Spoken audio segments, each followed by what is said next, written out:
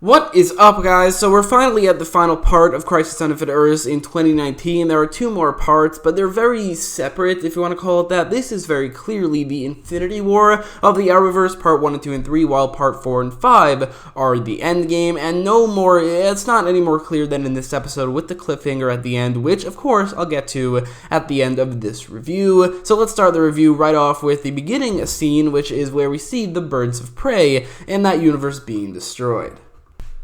So this is obviously a pretty cool scene. I just like the fact that they're just using like all these other TV show universes just to show the scope of the multiverse ending. And here they used Earth 203, which is a nod to the year Birds of Prey came out, the TV show that is, 2003, which makes me question, like, why not just make it Earth 2003? Whatever, though, it doesn't matter. And this scene, definitely a good opening scene for this episode. So the episode wastes no time telling us who the final Paragons are, and they are Barry Allen, Ryan Choi, and John Jones, which is basically what I expected. I did say in my trailer breakdown that I think it's going to be Barry Allen, Ryan Choi, and Jefferson Pierce, but when making that video, I, for some reason, completely forgot about Martian Manhunter as he got his own test, and in a previous video before that, I mentioned that there's no way Martian Manhunter won't be a Paragon, so this is basically what I expected, but what they are the Paragons of, I didn't expect at all. Barry Allen is the Paragon of love, John Jones is the Paragon of honor, and Ryan Choi is the Paragon of humanity. And I'm just glad they wasted no time telling us who the Paragons are. It would have been maybe a little bit annoying if they waited to reveal who they are over the course of the episode. Whatever though, this is a pretty good scene. So there is one scene in the episode that isn't really connected to any one storyline, it's just there, and it's a great scene, a scene with Lois and the Monitor talking to each other, honestly, based off these first 3 episodes of the crossover, and I'm guessing the first 3 of 4 episodes Lois will be appearing. I like her so much more now. I didn't really like her that much in Elseworlds, but I think here, the actress is a lot better. She's given way better material, and I think she just fits so much more this time around. So there's that, but also the fact that Kingdom Come Superman, I think definitely this version of Superman is the best live-action Superman we've ever gotten. He has this inspirational speech here to Lois and to the Monitor, where he also mentions why he put black into his symbol. It's a very good scene. It isn't connected to any storyline. You could say it is technically filler and it doesn't need to be there, but I really like the scene, so I'm glad it is. Now, up until the last, 10 minutes of the episode, this definitely is more storyline-oriented than the first episode, which this time around I don't think was as much of a problem at all. In fact, it wasn't really, but there are 4 storylines up until the last 10 minutes or so. There's the Ryan Choi storyline, the Oliver Queen storyline, which doesn't really have Oliver Queen for the most part, or some scenes, but it is revolved around him. But then there's also the Batwoman Supergirl storyline, and what I think is the main storyline, the storyline with the Flash, Black Lightning, and the rest of Team Flash, and Pariah. So I'll go storyline by storyline until the last 10 minutes, and I'll talk about the last 10 minutes separately at the end of this review. But let's begin with what first I want to talk about is the Flash's storyline, because I do think it is definitely the best one. So, Cisco, Frost, and Elongated Man all basically joined the Justice League, if you want to call it that, and Cisco finds the source of the antimatter wave, which, as it turns out, is the room that Nasha was going to in Season 6, and then the room that was very much important near the end of the season and even starting the crisis. As it turns out, this room is not at least anymore, where the antimatter is being kept. I think that is where it was before. He was caged there, but now it's really just where the Antimatter Cannon is, which, yet again, another thing that is slightly more comic accurate than I expected. The Antimatter Cannon is what the Antimatter was using to destroy the multiverse in the comics, and then the Flash destroyed it, and he sacrificed his life to do so. In the comics, it wasn't in Central City or on Earth. It was in I'm pretty sure, the Antimatter Dimension, or where the Antimatter Monitor is from. Here, it's just in Central City. Still, though, the fact that the Antimatter Cannon exists is, again, more comic accurate than I expected. Oh, something I forgot to mention is that the Monitor gave Cisco his powers back, which is definitely how I expected him to get his powers back after Episode 8 came out, because there's no other way for him to get his powers back, but that is what happened, and I'm definitely glad, not only because it's cool to see Vibe again, but also I think it was stupid for Cisco to get rid of his powers, not only because he could just choose to never use his powers and just have it as a failsafe, but also I definitely do miss seeing Vibe, so that definitely was something that I'm glad they did in this crisis. Anyway, Cisco and Frost meet up with Pariah, or they go to the Antimatter's lair thing, and Pariah shows up there, which it's pretty clear that whenever Pariah shows up, a big tragedy happens. First, he appeared because Oliver Queen died, now he appears because the Earth 90 version of Flash died, and later he appears because literally everybody dies, which is not exactly like the comics. This is something that is a little bit different. In the comics, he just showed up right before a universe was going to be destroyed. Here, it is different. It's just a big tragedy. Like typically one person or maybe a whole group of superheroes that are about to die. But anyway, that's what we see here. Cisco, Frost, and Pariah with the Flash go into the Antimatter's dimension or layer and find the Earth 90 version of the Flash.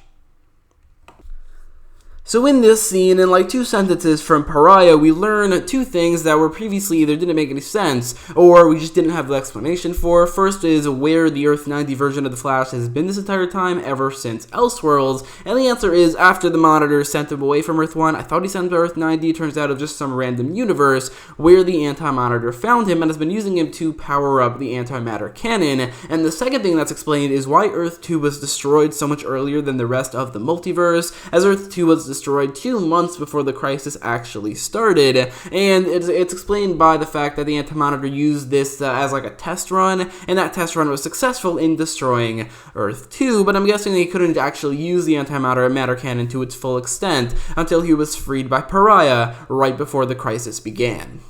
So the Earth 1 version of the Flash, using Vive's powers, gets the Earth 90 version of the Flash off of the treadmill, which then the Earth 90 version of the Flash explains that this will make the treadmill or the cannon unstable, which is when we get the introduction of Black Lightning into this crossover, and it was such a great scene here. Honestly, like this scene more than anything is kind of convincing me that maybe I should watch Black Lightning. I stopped watching after season 1 because season 1 was just kind of boring, and I didn't really have any interest going forward, but this scene really convinced me that at least Black Lightning is a great character, because in this scene, his reaction to his world being gone, and specifically the fact that Pariah chose to save him and not the rest of his family, was so well done, and the acting from the actor who plays Jefferson Pierce was so great in the scene. It was legitimately very emotional. You could hear the pain in his delivery when he says, "You should have saved them and not me," and I thought that was amazing. Honestly, a very emotional scene that I absolutely loved, and it was the perfect introduction to Black Lightning in this crossover, and also the fact that Black Lightning was just added to the Arrowverse is a plus as well. Another thing I think is really cool in the scene that Black Lightning debuts in is that he shoots lightning at the Flash, but the Flash just throws lightning right back at him, and while the Flash's lightning throws are not as powerful as Black Lightning's, which is why Pariah needed Black Lightning in this exact case, the fact that Barry could just now throw lightning without running just shows how much more powerful he is lately, because ever since the Flash Season 6 started, it really has felt like the writers have just poured everything into the Flash, just being his top speed, his top power, and that was the case in Enter Flash Time, but it just feels like it's an episodic thing now. Every single episode, especially in the last 2 episodes of The Flash Season 6, and then in this one, it just feels like he's so much more powerful than he's ever been, and I think it's amazing, as right after that, he slows down time with the Earth 1 Barry. We see Flash time again, which is always so cool, and we haven't seen it in such a long time, and even though it's a very short amount of time, we barely see it at all, it's still so cool to see, especially, like I said, with Barry feeling so powerful. He just uses Flash time so casually in this moment, but also in this moment, Barry then decides that this is where he is going to disappear and sacrifice himself to save the universe. So Barry says goodbye to Caitlin and Cisco. It's definitely a little bit emotional, but the fact that we know that Barry's not going to die, it makes it slightly less emotional, which is fine, because the emotion about Barry, the Earth 1 Barry that is dying, was not the point of this scene, as right after this, Barry says goodbye to Caitlin and Cisco. It doesn't seem like the Earth 90 version of Barry is going to do anything, but in such I think, a very, very intense moment, a very surprising moment, a very well done moment, the Earth 90 version of Barry just says sorry, and he steals the Earth 1 version of Barry's speed. Even though I definitely knew this was coming, I knew the Earth 90 version of Barry was going to die instead of the Earth 1 version of Barry. It was still such a surprising moment, because in the moment, I didn't know how it was going to happen, and I think the way they did it was absolutely perfect. Then Cisco chooses to breach the Earth 90 version of Barry onto the treadmill, as there's really no other choice. The Earth 90 version of Barry gave him no other choice, and then we get the sacrifice of this version of Barry Allen, as he sacrifices his life to destroy the Antimatter Cannon, which up until this point, I never really thought it would be about this, and again, this is more comic accurate than I ever expected. The original Crisis, it's very clear that in the original 2024 Crisis, the Earth 1 version of Barry Allen disappeared in a fight against the Reverse Flash, the fight where Thawne went back to the year 2000 to kill a younger version of Barry, but then ends up killing Nora Allen. That's when Barry disappeared, and that's how. It had nothing to do with an Antimatter Cannon, and this is more comic accurate. As in the comics, this is what happened with the Earth 1 version of Barry Allen. He sacrificed his life to destroy the Antimatter Cannon, the device that was destroying the multiverse, and the only thing different here is that there are other people there, but also it's the Earth 90 version of Barry, not the Earth 1. However, this is the original live-action Barry Allen. He was before he came out, or he started his career, and he was on screen before the Earth 1 version of Barry, so you can definitely make an argument to say this is even more comic accurate, and I absolutely love the way they went with this, even though it would have been cool to see Thawne in this episode. I definitely expected to see Thawne in this episode. This, I think, is a little bit better, honestly, as it does make more sense. It's more connected to the actual antimatter wave and destroying the multiverse, and it's more comic accurate, not to mention that this is definitely a very emotional scene. I haven't seen the 90 version of The Flash. It's way too dated to watch. However, I think this is a very good character, and from what I could tell, this was a great ending to the character. They show shots from the 90s show with Tina McGee, who in that universe is his wife, and it's a very, I think, visually very well done scene, and also it's slightly emotional, even though we haven't really seen much of this character other than the one episode of The Flash, or the one episode of Elseworlds, and again, there is a whole season of him, but I haven't seen that show, and even without that, it's still a very emotional death. But that storyline really has one more scene, and that's the scene between the Flash and Black Lightning, where Flash thanks Black Lightning for helping out, and they get introduced to each other, which is really cool. These are both very prominent members of the Justice League, one more than the other, but Black Lightning certainly is a very prominent member of the Justice League, so seeing them two on screen, and then two meeting and talking to each other, it's obviously really cool. So that was an awesome storyline. I absolutely love that storyline, but let's move on to the Green Arrow related storyline, which mostly focuses on John Constantine, Mia Smoke, and John Diggle, which begins with John Diggle talking to Sarah Lance and Marno Vu about Oliver Queen, and he sets out to save him and bring him back from Purgatory, which basically everything that happens in this episode, except for that one cameo, is exactly how I expected it to happen. I made a trailer breakdown, and basically everything that happened is beat for beat what I mentioned, but just because of behind the scenes photos and all those clues, it definitely was clear what was happening, where even with that though, it's definitely a very, very well done storyline that I really enjoyed for the most part, as Constantine, Diggle, and Mia go to get Oliver out of Purgatory, but they go to Earth 666 to do so. But then we go to Earth 666, and just seeing that, Earth 666, it was awesome, and it's the perfect number, obviously, for the Lucifer universe. I'm guessing that Lucifer, who exists outside of the multiverse, and typically that's how the presence or God works, and also the rest of those heavenly creatures, they exist outside of the multiverse. So Lucifer, he just chose this universe specifically because it is Earth 666, and that's what the number that's associated with him. But still, just seeing that universe number, it was obvious what was coming, and it was awesome, and this cameo is amazing. Just seeing Lucifer, not only Lucifer just appearing in this crossover, and now that TV show is an Arrowverse TV show, but also the fact that Lucifer has screen time with John Constantine is amazing, because John Constantine and Lucifer teaming up is the most fitting team up for Lucifer in the entirety of the Arrowverse, like out of all of those characters. So this was an awesome cameo, and it proves Canada Graphs right, and it also means that Tom Ellis, the actor who plays Lucifer, just straight up lied to us, and he did appear, but then they get a card that lets them go to Purgatory. And that's where they go. John Constantine, Mia Smoke, and John Diggle go to Purgatory, and they meet up with Oliver Queen. Again, like I said in my trailer breakdown, it's pretty obvious that Purgatory was going to be Lian Yu, but as it turns out, it's Oliver's version of Purgatory, not just Purgatory in general, which I think either way, it would have made a lot of sense. But then they snap Oliver out of it by Diggle saying, "You're my brother," which was, all a pretty good scene, but it's obviously when the Spectre shows up that, stuff really goes down, and it is pretty clear this this is why they killed Oliver in the first part, not only because it's incredible shock value that I think worked wonders, but also, like I said, like this is the third time I'm mentioning this video, but in my trailer breakdown for this episode, or actually episode 2, I mentioned that they're killing Oliver early so that they can make the most important character in the Arrowverse powerful enough to take down the Antimatter, and the Spectre is the #1 character to do that. In the comics, in the end, it was the Earth 2 version of Superman, really, who just destroyed the Antimatter, or was the final person to destroy him,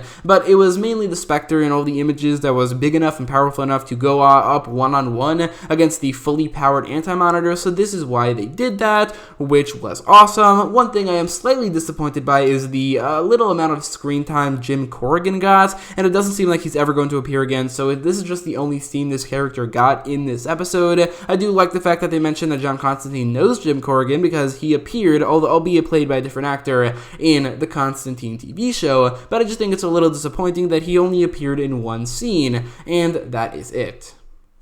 Still, though, Oliver Queen becoming the Spectre is really, really cool. The music they play in the background, which is Sacrifice from the Season 1 finale where Tommy Merlin died, it always invokes any emotion every single time they play it. There is one cringy part where Mia says, "I love you," or it cuts off before she says "you," but it's just a little bit weird of a delivery, weirdly edited into that scene. However, I do think that this storyline overall was very well done, and like I said in my review for Episode 1, in the end, I think the death of Oliver Queen in Part 1 was paid off very, very well. While in the last episode, the story with Oliver wasn't great, I do think that in this episode and in Episode 4 and 5, the payoff will be very, very, very good, and it will fit the character and the Arrowverse and the crossover, which I think makes the first part a little bit better than it initially was.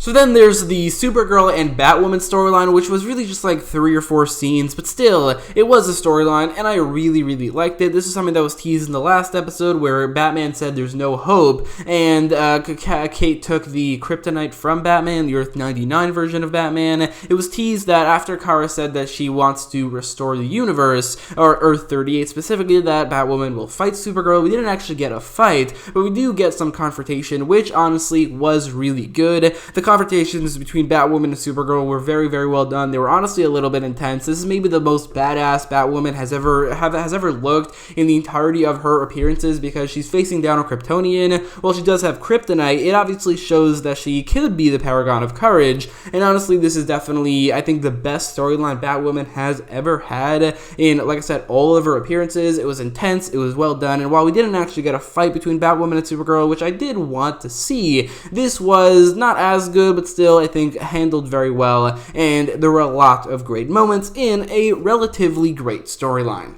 So the final storyline involves the recruitment of the Final Paragon, Ryan Choi, who in the comics is an Atom, so this is really cool. Just the introduction of a new DC character. I always love it when they introduce DC characters, and this season has done that like so much more than, not unexpected, but so much more than usual seasons. And it's not like they had to introduce Ryan Choi because he has no connection to the comics version of Crisis. In fact, he was created like 2 or 3 decades after that, or after that comic came out, but even still, just the fact they introduced yet another superhero, like with the Spectre as well, it's really awesome that they did that. And honestly, from this episode, he's a very good character, and I really want to see him as the Atom. Since Ray Palmer is leaving Legends of Tomorrow, it is very, very likely that he will be taking up or succeeding Ray Palmer as the Atom, which is at least a little bit hinted at in this episode, as Ray Palmer and Iris and Ralph go to recruit him, and it's very clear that Ryan looks up to Ray Palmer, and it's also very clear that Ryan has some sort of miniaturizing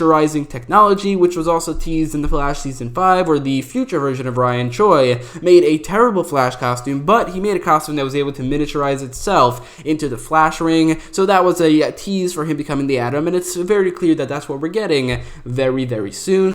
With also later Iris recruiting Ryan, and also we see a flashback scene to Barry giving Iris the idea of how to approach recruiting Ryan. It was all, again, very, very good. And while this storyline is technically, I think, the worst storyline of this episode, it doesn't really mean much because every storyline was great. Some of them were amazing, and this one is pretty good.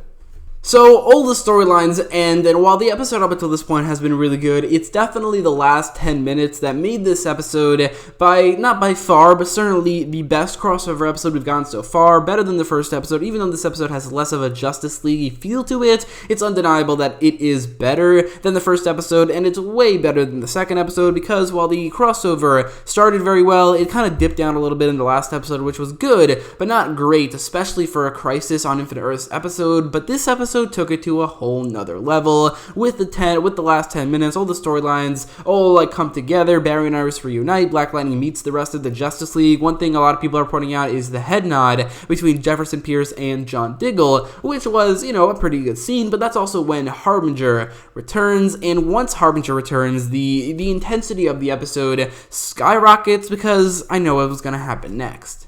So while Lila and Diggle reunite, the Justice League are putting two and two together. It's mainly focusing on the Flash, Elongated Man Pariah, and the Earth 96 version of Superman, putting a couple things together for where the Harbinger was, where she is now, and also why Pariah is there. Like I said earlier, Pariah only ever appeared in the face of tragedy or before a tragedy. This time around, it was either the death of the Monitor or the death of everybody from Earth 1 except for a couple of people, as well as a couple people from Earth 38, seemingly Earth 96, but that didn't happen, and I'll get to that in a minute. This whole sequence of events was incredibly intense because I didn't know what was going to happen. It happened in the comics where the Monitor was becoming weaker as the Antimatter was gaining strength, and the Antimatter took control of Harbinger and used her to kill the Monitor. This is exactly what happened here. Yet another thing that happens that's more comic book accurate than I could ever have expected before the crisis began, and this whole thing was incredibly intense, incredibly well done, also visually very, very good, but that's not the end of it.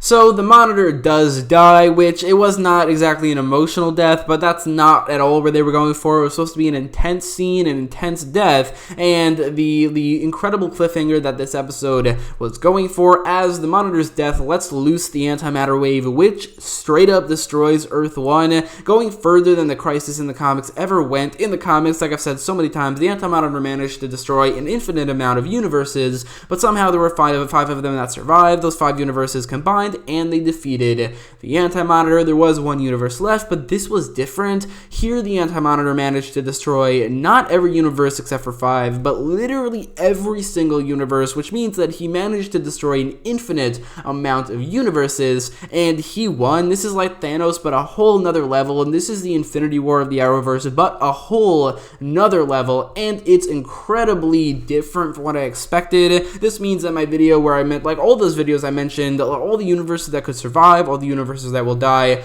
basically all of that was wrong. I expected Earth 1 or 38, maybe the Black Lightning universe to be safe from dying and they will combine, but Earth 1 was destroyed, not to mention Earth 38, the Black Lightning universe, and everything else, but Earth 1 was destroyed, which means that this is more like the Infinity War than I expected, because Infinity War ended with the deaths of half of the universe and half of the heroes. This is similar because they're obviously going to reverse this. There's no way they won't. And all of that is way different from what I expected, and it's a great cliffhanger. Pariah manages to send the 7 Paragons to the vanishing point, which is, again, I have to say, is a little bit more comic accurate than I expected. Before going to the Crisis, I never really thought they would actually go to the Dawn of Time, but this is kind of the opposite of the Dawn of Time. The Dawn of Time is before time started. The vanishing point is supposed to be after time ended, but also both of them are outside of time and space, so going to the vanishing point is very similar to going to the Dawn of Time, but also more Arrowverse oriented, because we've never seen the Dawn of Time in the Arrowverse, but we have seen the vanishing point,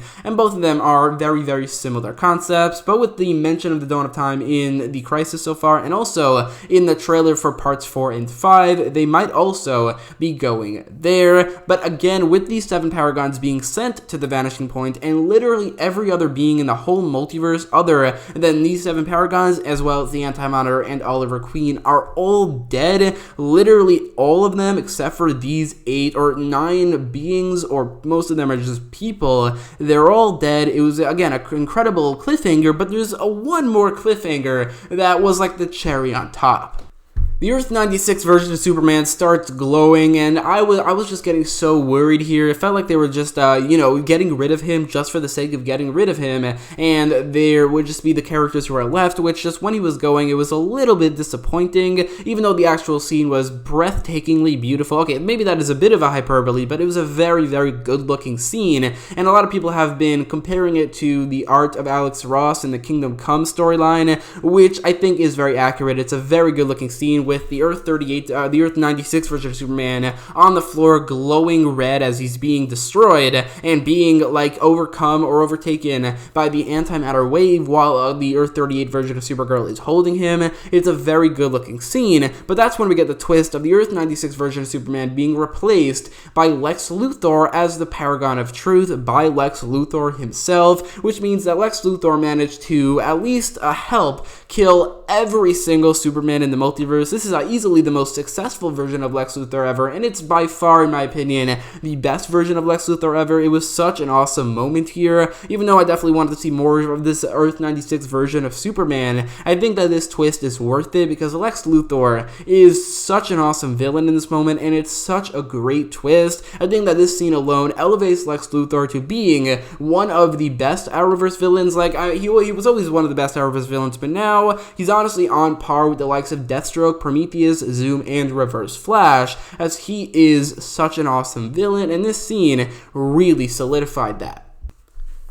In conclusion, yet again, the Crisis has given us the best crossover episode we've ever gotten in the Arrowverse. The first part was that, but this part was even better than the first part, and I can't really give it a higher score because that part did get a 10 out of 10, and it was a perfect episode in my opinion, but so is this one. But it is even better as it's so thrilling, it's visually very, very good, it's emotional, it's intense, the twists and turns that they take are so unexpected. The cameos from Lucifer, Birds of Prey, even Black Lightning, which is more than a cameo, was all great, adding those universes and those TV shows into the Arrowverse. All things considered, this was the best crossover episode we've ever gotten, and an incredible episode, and obviously I'll give it a 10 out of 10. But let me know your thoughts about this episode in the comments down below, and if you like this video, make sure to leave a like, share, and subscribe, and thanks for watching.